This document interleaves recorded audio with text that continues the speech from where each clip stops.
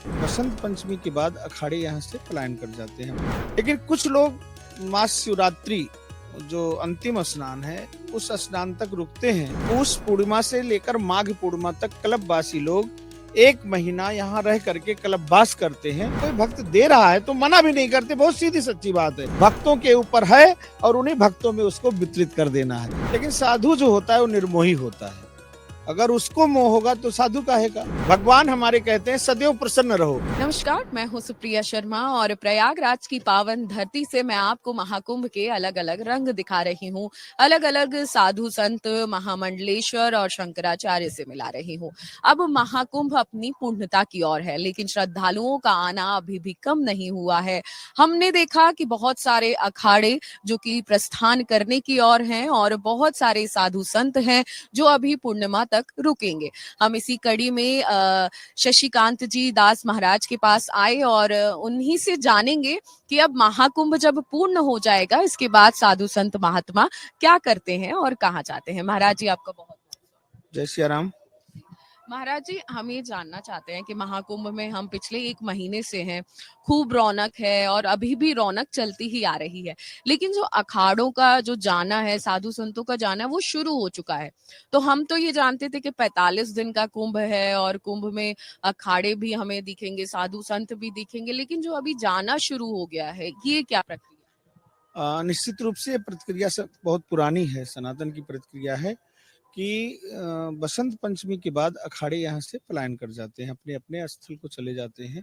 हनुमान जी महाराज जी का ध्वज निशान पूजन अब हनुमानगढ़ी चला जाता है और जो महामंडलेश्वर लोग हैं वो अपने अपने गंतव्य स्थल को चले जाते हैं। रही बात नागा सन्यासी साधुओं की, तो कुछ तो काशी विश्वनाथ भगवान की शरण में चले जाते हैं और कुछ हरिद्वार चले जाते हैं। लेकिन हम लोग जो वैष्णव वैरागी महात्मा हैं वो पूर्णिमा के बाद अपने अपने स्थल को, अपने अपने मंदिर को, अपने अपने मठ में चले जाते हैं, क्योंकि लगभग 2 महीने का समय होता है कैंप को लगाना, व्यवस्थित करना, बनाना और फिर लोगों की सेवा करते करते मन थोड़ा व्यथित होता है और फिर लोग शांति की तलाश में होते हैं। कुछ दिन हम शांति से बैठे अपने आश्रम में, आश्रम की भी व्यवस्था देखनी होती है। तो निश्चित रूप से जो सन्यासी महात्मा हैं तो भगवान शिव की शरण में चले जाते हैं।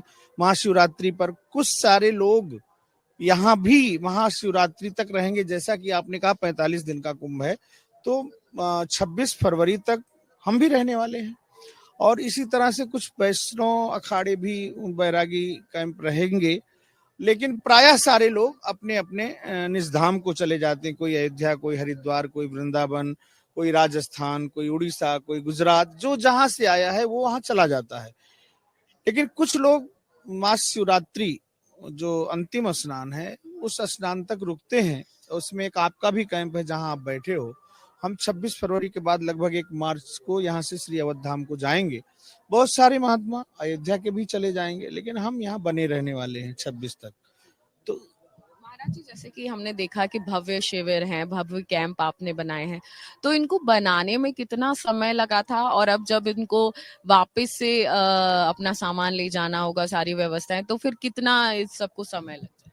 बनाने में ही समय लगता है, खंडन करने में तो समय लगता नहीं है, क्योंकि ये सारे ठेकेदार होते हैं। उनके सामने रह करके अपने अनुरूप शिविर को बनाने में लगभग मान के चलिए 15-16 दिसंबर से हम लोग यहाँ बने हुए हैं और इसका संचालन कर रहे हैं। कैसे क्या कहाँ व्यवस्थित करना है। भंडार घर है, कोठार है, महात्माओं के रहने का स्थल है, कल्पवासियों के रहने का स्थल है। जो भक्त आएंगे जिनको केवल स्नान में आना होता है उनकी भी चिंता होती है। कितना बड़ा कुंभ है, लोग आएंगे, हमारे जानने वाले भी, हमारे ना जानने वाले भी हैं। वो हमारे पास आएंगे, कोई 2 दिन से भूखा है, कोई 4 दिन से भूखा, कोई 20 किलोमीटर पैदल चल के आ रहा है। तो उसको व्यवस्थित करने के लिए एक जगह निर्धारित करनी होती है कहाँ किसको रखा जाए, क्योंकि भंडार भी हमको डेली चलाना है, वो भी अव्यवस्था में ना हो। तो वो सब व्यवस्था निश्चित करने के लिए, उसको व्यवस्थित करने में, बनाने में समय लगता है। लेकिन जाने में तो 26 तारीख को महाशिवरात्रि का स्नान करके ठेकेदार को उसकी व्यवस्था सौंप देनी है, उसका जो है उसको दे देना है, उसके बाद यहाँ से चले जाना है। महाराज जी, जैसे कि हमने देखा, अब साधु संत जो नागा साधु हैं वो तो जाने लगे, लेकिन जो कल्पवासी हैं कहा जाता है वो पूर्णिमा का पूरा करके जाएंगे, तो वो थोड़ा समझाएं।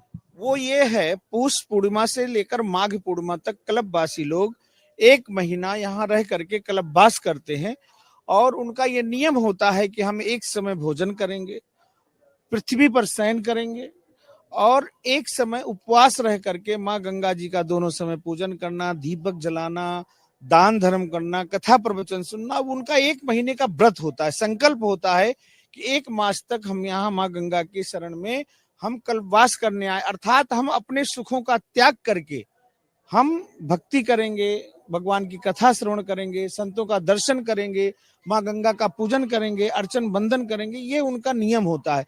उनको देश दुनिया से कुछ लेना देना नहीं होता, केवल ठाकुर जी का दर्शन, गंगा महारानी का पूजन, स्नान, कथा प्रवचन और हवन उनका नित्य का क्रम होता है। जितने कल्पवास करने वाले कल्पवासी आते हैं तीर्थराज प्रयाग की शरण में, उनका यह नियम होता है। उनको देश दुनिया से कोई लेना देना नहीं, केवल एक सूत्रीय काम उनका है, भजन करना, ठाकुर जी का पूजन करना, एक समय भोजन करना, गंगा जी को दीप दान करना दोनों समय और स्नान करना। महाराज जी, जैसे कि हमने देखा कि अलग अलग जितने शिविर हैं, कोई भी महाकुंभ में आ रहा है तो भूखा नहीं जा रहा, अलग अलग भंडारे चल रहे हैं, हर जो आश्रम है, शिविर है, वो भंडारे चला रहे हैं, तो इसकी व्यवस्था आप लोग कैसे कर? सब भक्तों के ऊपर है, जो जिनके अनुयायी हैं, जो इनके मानने वाले हैं, जो उनके शिष्य परंपरा के लोग हैं, या खुद महात्मा जा जा करके लोगों से मांग मांग करके, गांव से, देहात से, शहर से, भक्तों से एकत्रित करके यहाँ ले आते हैं। इसीलिए लाते हैं, 2 महीना, 3 महीना, 4 महीना पहले से व्यवस्था बनाते हैं कि हमको यहाँ अन्न क्षेत्र चलाना है। अन्न क्षेत्र चलाते हैं और निःशुल्क चलाते हैं, कोई शुल्क नहीं। अगर कोई भक्त दे रहा है तो मना भी नहीं करते, बहुत सीधी सच्ची बात है, लेकिन किसी से कुछ मांगते नहीं है।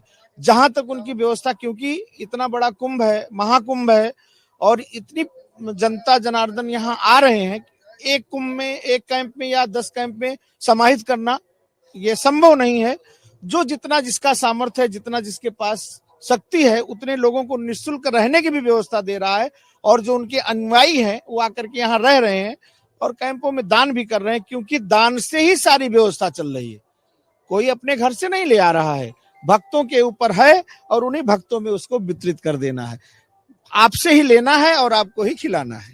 लेकिन ये बड़ी बात है कि कोई भी भूखा नहीं रह रहा, सबको भंडारे में भोजन मिल रहा है। महाराज जी, मेरा आखिरी सवाल ये रहेगा कि जब हम एक घर बनाते हैं तो उससे बहुत यादें जुड़ी रहती हैं, उससे एक लगाव होता जाता है, लेकिन अब 1 महीना हो चला है। अब जब इस घर को जो साधु संत महात्मा अपनी कुटिया बनाते हैं महाकुंभ में आके, जब वो बंद होती है, जब उसको मतलब जो बनाया जाता है और अपने अपने स्थान पर चले जाते हैं उसको जो भी सौंप कर, तो थोड़ा दुख होता है, क्या भावना होती है, आप थोड़ा बताएं। देखिए, यद्यप करके प्रकृति का नियम है कि उत्थान के बाद पतन है ना, और पतन के बाद उत्थान, ये क्रिया है, चलती रहती है। लेकिन साधु जो होता है वो निर्मोही होता है। अगर उसको मोह होगा तो साधु काहे का, वो तो बनाता है और बिगाड़ता भी है। आप आए, हमसे प्रेम किए तो हम आपसे प्रेम कर रहे हैं, आपसे प्रेम से बात कर रहे हैं, आपका सम्मान कर रहे हैं। लेकिन अगर आपने थोड़ा भी बेरुखी दिखलाई तो हम आपसे ज्यादा दिखला देंगे। तो यहाँ मोह का कोई सवाल नहीं है। महात्मा निर्मोही होते हैं। मोह तो केवल उन्हें भगवान से होता है, नेह परमात्मा से होता है, माँ गंगा से होता है, माँ सरयू से होता है। तो ये प्रथा सदियों से चली आ रही है। महात्मा तो केवल ठाकुर जी के बस में और किसी के बस में नहीं है। तो यहाँ मोह की कोई बात नहीं, दुख का कोई विषय नहीं है, क्योंकि हम यहाँ से फिर जाएंगे, तीर्थ स्थल में ही जाएंगे, भगवान की शरण में जाएंगे। यहाँ भी भगवान की शरण में है, माँ गंगा की शरण में है, वहां हम सरजू मैया की शरण में जाएंगे, भगवान की शरण में जाएंगे, अपने ठाकुर जी के शरण में जाएंगे, उनका पूजन अर्चन करेंगे। तो यहाँ दुख का कोई विषय नहीं, प्रसन्नता। भगवान हमारे कहते हैं सदैव प्रसन्न रहो, प्रसन्नता में ही परमात्मा का वास है। चाहे आप हो या हम हो, हम सदैव ये प्रयास करें, हमें जीवन में प्रसन्न रहना है। दुख ही समस्त दुखों का मूल कारण है, तो दुख नहीं करना चाहिए। कष्ट तो भगवान का दिया हुआ है, सुख और दुख ये जीवन में बने रहेंगे। सुख है तो दुख एक ना एक दिन जरूर आएगा। परमात्मा भी 14 वर्ष के लिए बन गए, भगवान कृष्ण भी तरह तरह की यातनाओं का कष्ट भोगे हैं। तो ये तो प्रकृति का नियम है, इसमें कोई ज्यादा विचार करने की बात नहीं है। महाराज जी, हमारे चैनल के माध्यम से जो भी हमें देख रहे हैं उनके लिए आप क्या मैसेज? मैं आपके चैनल के माध्यम से सभी लोगों को साधुवाद देता हूं और माँ गंगा की तरफ से उन्हें आशीर्वाद भी देता हूं। माँ गंगा सदैव उनके जीवन में कल्याण करें, उनका मंगल हो, आपके चैनल का भी खूब प्रभाव बढ़े और इसी तरह से सच्ची सच्ची खबरों को दिखाते रहें और जिससे जनमानस को सच्ची बात पता चलती रहे और सारे लोग जहां तक आपके चैनल के माध्यम से देख रहे हैं, इस चैनल के माध्यम से आपको और हमें और माँ गंगा तीर्थराज प्रयाग का दर्शन कर रहे हैं, निश्चित ही उनके जीवन में मंगल ही मंगल होगा। कहीं से इसमें कोई दो राय नहीं है, क्योंकि हम दर्शन करते हैं तो अगर हम मन से गंगा जी की शरण में आ जाएंगे आपके चैनल के माध्यम से, तो निश्चित रूप से हमें उसका लाभ मिलेगा। और हम यहाँ रह करके भी आपके चैनल के माध्यम से गंगा जी की गोदी में बैठे और मेरा मन कहीं और हो, तो हमें गंगा मैया आशीर्वाद नहीं देंगी। तो निश्चित रूप से सारे लोग आपके चैनल के माध्यम से माँ गंगा का दर्शन करें, वहीं से उन्हें प्रणाम करें। जो ना आ सके हैं वो वहीं से प्रणाम करें, तीर्थराज प्रयाग को प्रणाम करें, गंगा यमुना सरस्वती को प्रणाम करें, संगम को प्रणाम करें, हनुमान जी महाराज को प्रणाम करें। आप सभी के जीवन में मंगल ही मंगल होगा और मेरी शुभकामना आप सभी लोगों के साथ। जय सिया राम। महाराज जी, तो ये तो थे शशिकांत दास जी महाराज, जिन्होंने हमें बहुत सारी चीजें बताई। ऐसे ही हम आपको महाकुंभ के अलग अलग रंग दिखाते रहेंगे, ऐसे ही महाकुंभ के नजारे आप तक घर बैठे पहुंचाते रहेंगे। आप हमारे साथ बने रहिए और देखते रहिए अमर उजाला.com।